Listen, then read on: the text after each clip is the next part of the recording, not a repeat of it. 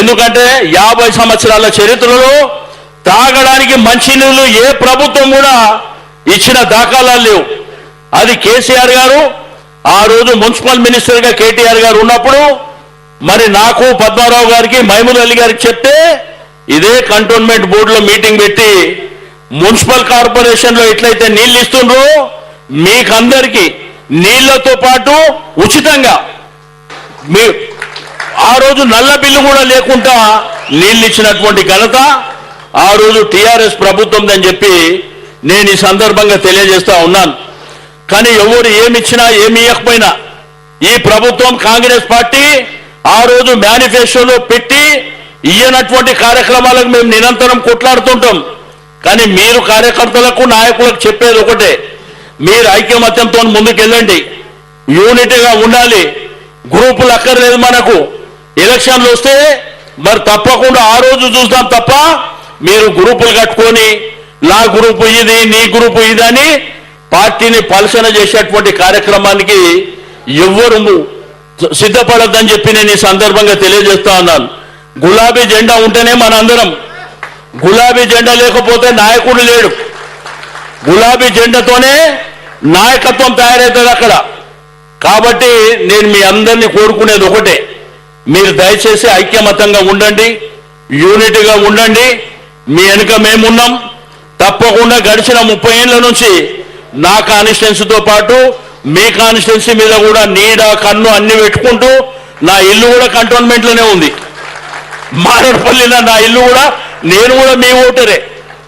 కాబట్టి అన్ని విధాలుగా మీకు అండదండలు అందించుకుంటూ కేటీఆర్ గారి దగ్గరికి వెళ్ళినటువంటి కార్యక్రమాలు, కేసీఆర్ గారి దగ్గరికి వెళ్ళినటువంటి కార్యక్రమాలు, కంటోన్మెంట్ బోర్డులో జరిగే కార్యక్రమాలు, మున్సిపల్లో జరిగే కార్యక్రమాలు కూడా ఎప్పటికప్పుడు మీరు నా దృష్టికి తీసుకొచ్చినప్పుడు చాలా కార్యక్రమాలను మనం చేసినాం. 1-2 కంటోన్మెంట్లో డిఫెన్స్ వాళ్ళు పర్మిషన్ ఇవ్వకున్నా కానీ చాలా కార్యక్రమాలను మనం చేసుకొని ముందుకెళ్ళినాం. ప్రజలు సంతోషంగా ఉండాలనేది మన కేసీఆర్ గారి కోరిక. కానీ ఇప్పుడు వచ్చినటువంటి ప్రభుత్వం ఆయననంట కేసీఆర్ గారు ఆనవాళ్ళు చేర్పేస్తాడంట. మరి ఆ సెక్రటరేట్ ఎవడు వాడు అయ్యా జాగిరదా? మరి సెక్రటరేట్లో క్యాబినెట్ మీటింగ్ ఎందుకు పెడుతున్నాం? ఎవరిది సెక్రటరేట్? ఎవరు కట్టారు? ఆ పక్కన 125 అడుగుల విగ్రహం డాక్టర్ బిఆర్ అంబేద్కర్ గారిది, ప్రపంచంలోనే ఎక్కడ లేదు అంత పెద్ద విగ్రహం. ఎవరు కట్టారు? ఆడ పోలీస్ కమాండ్ కంట్రోల్ ఆడపోయి మీటింగ్ లో కూర్చుంటారు కదా, మరి అది ఎవరు కొట్టారు? కేసీఆర్ గారు ప్రగతి భవనం పెడితే ఈరోజు ప్రజాభవన్ అని చెప్తుంది, ఎవరు కట్టారు? మరి ఆనవాళ్ళు ఎట్లా తీస్తారు ఆనవాళ్ళు? మరి ఈ భారతదేశ చరిత్రలో ఒక రాష్ట్రాన్ని సాధించి భారతదేశ చిత్రపటంలో పెట్టింది ఎవరు? మరి ఆనవాళ్ళు తీస్తారు, ఎట్లా తీస్తారు? కాబట్టి మాట్లాడడానికి కూడా ఒక బాధ్యత ఉండాలి. ఒక ఉన్నతమైనటువంటి పదవులో ఉన్నప్పుడు బాధ్యతగా మాట్లాడేది నేర్చుకోవాలి. అంతేగాని నాకు నోరు ఉన్నది కదా, నా ఇష్టం ఉన్నట్టు మాట్లాడతా, నాకు అధికారం ఉందంటే అధికారం మా కొత్తనా? అధికారమే మన కొత్తనా? కేసీఆర్ గారి చరిత్రలో 45 సంవత్సరాలలో నిరంతరంగా ఆయన గెలిచినటువంటి నాయకుడే కదా, కేంద్ర మంత్రిగా చేసినటువంటి నాయకుడు కదా. అధికారం ఆ రోజు కేసీఆర్ గారు నీలాగా విర్రవీగలే కదా. కాబట్టి ఒకటి గుర్తుంచుకోండి, ఎవరు విర్రవీగిన చరిత్రలో అది రాసి పెట్టి ఉంటుంది, అది జరుగుతుంది సందర్భం వచ్చినప్పుడు. కానీ ఒక్కసారి ఈసారి కాంగ్రెస్ ప్రభుత్వం పోతే 30-35 సంవత్సరాల వరకు కాంగ్రెస్ జెండానే ఈ దేశంలో కనిపించదని చెప్పి నేను ఈ సందర్భంగా తెలియజేస్తా ఉన్నాను. కాబట్టి మీరు నిరంతరం పోరాటం చేయండి. మీరు దేనికి పోరాటం చేసినా నా ఇంటి దగ్గరికి మీరు రన్నింగ్ చేసైనా రావచ్చు, మారేడుపల్లిలో నా ఇంటి దగ్గరికి రన్నింగ్ చేసైనా రావచ్చు. కాబట్టి మీ అందరికీ నేను కోరేది ఒకటే, ఈరోజు ఒక పవిత్రమైన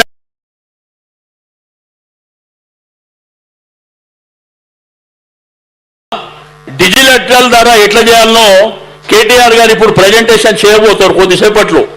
మీరు చూడండి, అది చాలా ఈజీ పని. కానీ వాళ్ళ రికార్డ్ అంతా మీ సెల్ ఫోన్లో ఉంటుంది. వాళ్ళ పుట్టిన తేదీ నుంచి వాళ్ళ కుటుంబంలో ఎంతమంది ఉన్నారో అన్ని డీటెయిల్స్ కూడా. రెండోది మనకి ఈసారి కార్డులు కూడా వస్తున్నాయి. పార్టీ సభ్యత్వం తీసుకున్నాక మనకు ఐడెంటిటీ కార్డు కూడా మన పార్టీ ద్వారా ఇవ్వబోతుండ్రని చెప్పి నేను ఈ సందర్భంగా తెలియజేస్తా ఉన్నాను. కాబట్టి ఈ కాంగ్రెస్ ప్రభుత్వం మీద మనం పెద్ద ఆశలు పెట్టుకునే వాళ్ళసిన అవసరం లేదు. మీరు జెండా పండుగ కార్యక్రమం తెలుసు మీకు. రెండోది కంటోన్మెంట్ బోర్డు మెంబర్ కానీ ఎమ్మెల్యేగా పోటీ చేసినప్పుడు ఇంటింటికి తిరుగుతాం కదా, ఈ మెంబర్షిప్ డ్రైవ్ కూడా అదే పద్ధతిలో తిరగాలి. మెడల కండువ ఉండాలి, ఆ వార్డులో ఒక జెండా ఎగిరేయాలి, ఒక 200 ఇండ్లలోకి పోవాలి వార్డు మెంబర్లతో సహా.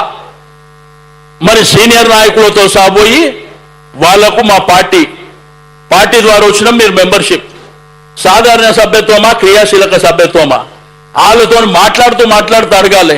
ఏమక్క 2500 వచ్చినాయా, ఏమక్క బంగారం వచ్చిందా, ఇవన్నీ అడగాలి. అడిగితే ఒకసారి వాళ్ళకు కూడా గుర్తు చేసినట్టు అవుతుంది. ఇవన్నీ విషయాలు అడిగితే వాళ్ళే చెప్తారు. మీరు చూసారు కదా హైదరాబాద్ ఇల్లు కూడా కొడుతుంటే టీవీ సోషల్ మీడియాలో చూసారు కదా.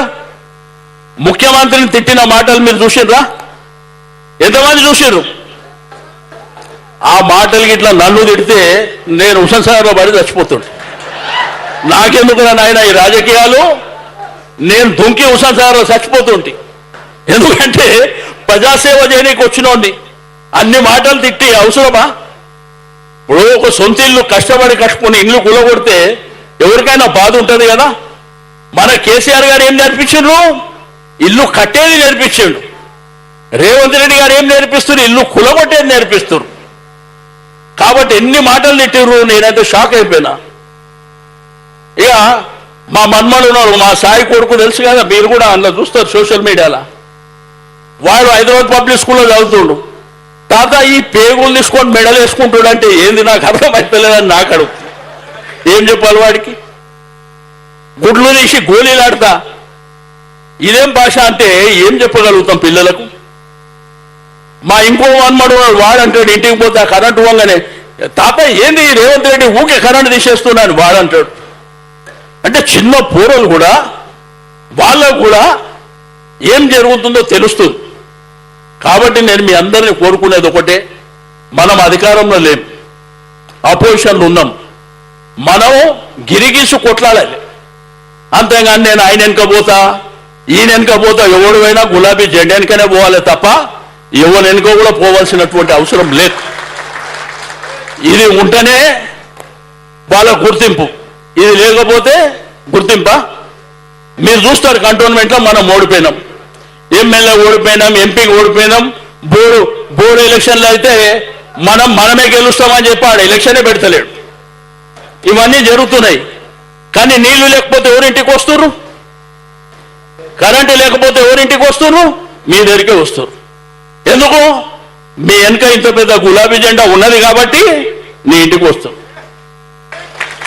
అదే మనకు అన్నిటికంటే పెద్ద పదవి. కాబట్టి ఇది మీరు దృష్టిలో పెట్టుకొని మీరు చేశారు. కేసీఆర్ గారు ఏం చేయలేదు చెప్పండి? ఎన్ని అద్భుతాలు చేసిండు. గ్రామీణ ప్రాంతంలో మీరందరూ తెలంగాణ పల్లెల్లో నుంచి కంటోన్మెంట్ నియోజకవర్గంలో చాలా మంది పల్లెల్లో నుంచి వచ్చిన వాళ్ళే. మీకు ఏ బస్తీ తీసుకున్నా కానీ నిజామాబాదు, కరీంనగరు, వరంగల్ అనేకమైనటువంటి ప్రాంతాల నుంచి, సిద్దిపేట నుంచి, లేకపోతే సిరిసిల్లను, అనేకమైన నల్గొండ, మహబూబ్నగర్ అన్ని ప్రాంతాల నుంచి వచ్చిన వాళ్ళు. మీరు పండుగ పబ్బానికి పెళ్లిలో పోతే మీ తల్లిదండ్రులు కానీ అక్కడ ఉన్న వాళ్ళు ఏం చెప్తారు? వీళ్ళు రోగం పుట్ట కేసీఆర్ ఉన్నప్పుడే మంచిగుండే, కనీసం ఒడ్లు కొననికే దిక్కు లేదు, కళ్ళాలు లేవు, గన్ని బ్యాగులు లేవు, కరెంటు లేదు, కొనేటోడు దిక్కు లేడని చెప్పి తిడుతురా లేదా? మరి ఈరోజు బతుకమ్మ పండుగ కేసీఆర్ గారు మరి తెలంగాణ రాష్ట్రం వస్తే అమెరికాలో ఉన్నోడు బతుకమ్మ ఆడుతుండు, ఫ్లైట్లో బతుకమ్మ ఆడుతుండు. అంటే మన చరిత్రను ఎక్కడి నుంచి ఎక్కడి దాకా దేశ విదేశాలకు కూడా కేసీఆర్ గారు తీసుకెళ్ళారు. మనం కొలిచేటువంటి యాదగిరిగుట్ట లక్ష్మీ నరసింహస్వామి దేవాలయం, మీరు యాదగిరిగుట్ట పోయిరు? ఎంతమంది పోయిరు? ఒకప్పుడు ఎట్లుండే యాదగిరిగుట్ట, ఇప్పుడు ఎట్లున్నది, ఎట్లుంది? ఇక ధర్మం గురించి, హిందూ మతం గురించి మనకి ఇంకో నిరూపణకి రాబట్టి ఇక మన కర్మ కాకపోతే ఏంది?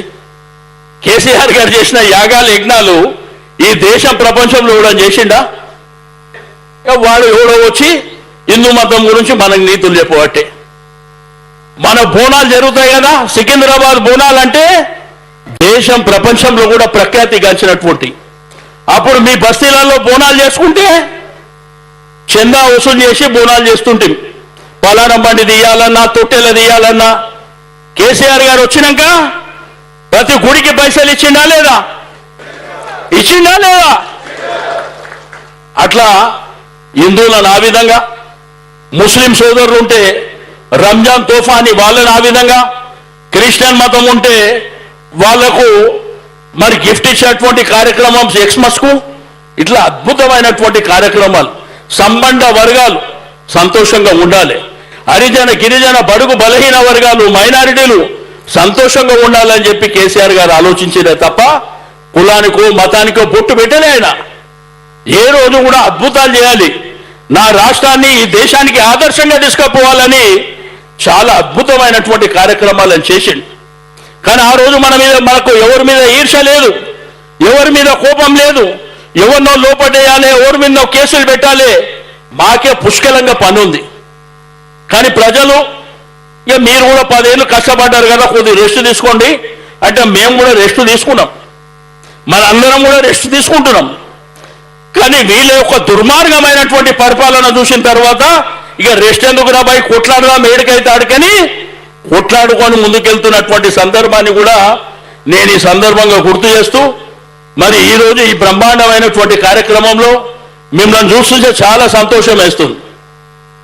ఈరోజు మనం సాయన్న గారిని కోల్పోయిన పెద్ద మనిషిని, అయినప్పటికీ ఇక్కడ కార్యకర్తలు కేసీఆర్ గారి మీద ఉన్నటువంటి అభిమానంతో ఆ రోజు తెలంగాణ ఉద్యమంలో హైదరాబాద్ సిటీలో కంటోన్మెంట్ నుంచే ఎక్కువ మంది ఆ రోజు గులాబీ జెండా మోసినటువంటి ప్రజలు ఉన్నారని చెప్పి నేను ఈ సందర్భంగా తెలియజేస్తా ఉన్నాను.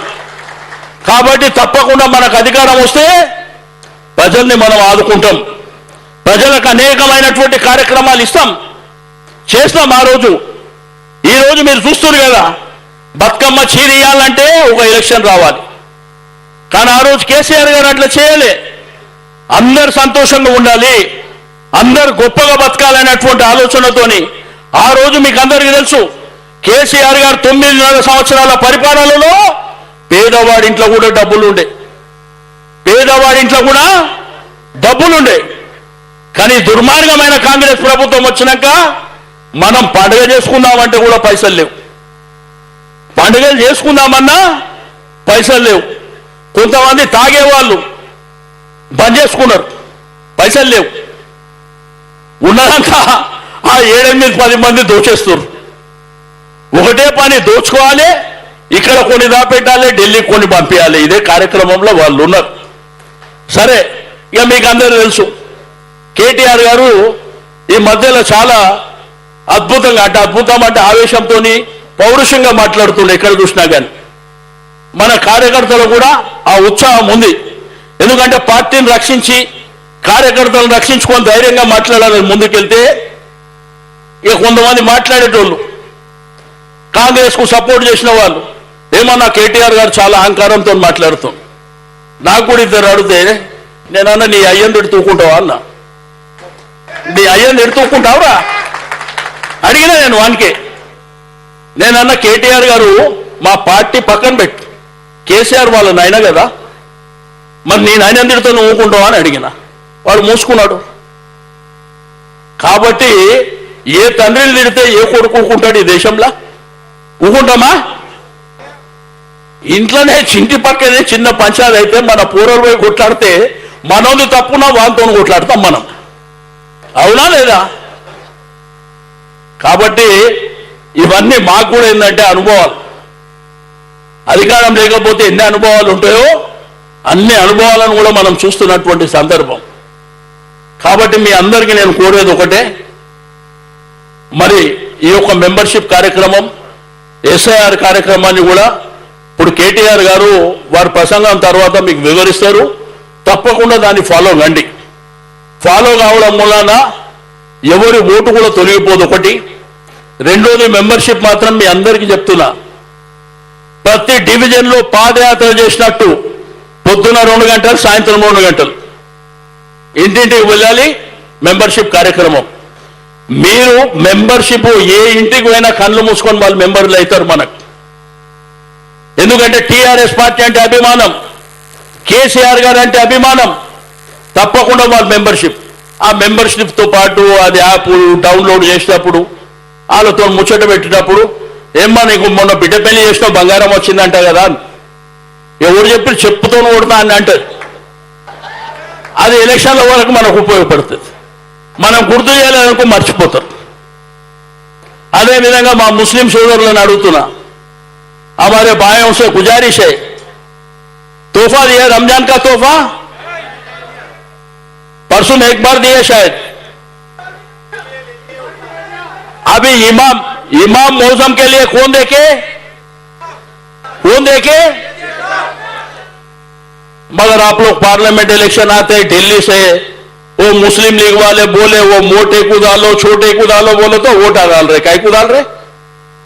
केसीआर साहब कुछ नहीं करे, आपको कुछ नहीं करे, फिर कैसा? वो दिल्ली से, उसको क्या मालूम दिल्ली में रहने वाले को? आप रसूलपुरा में रहते, इंदिरा नगर में रहते, वहां पर ना आपको काम करे सो वाले सायना साहब मिलते थे, नहीं वो दिल्ली से आए सो वाला मिलता था. इसीलिए आप लोगों से गुजारिश है, ये सब भूलो. हकीकत क्या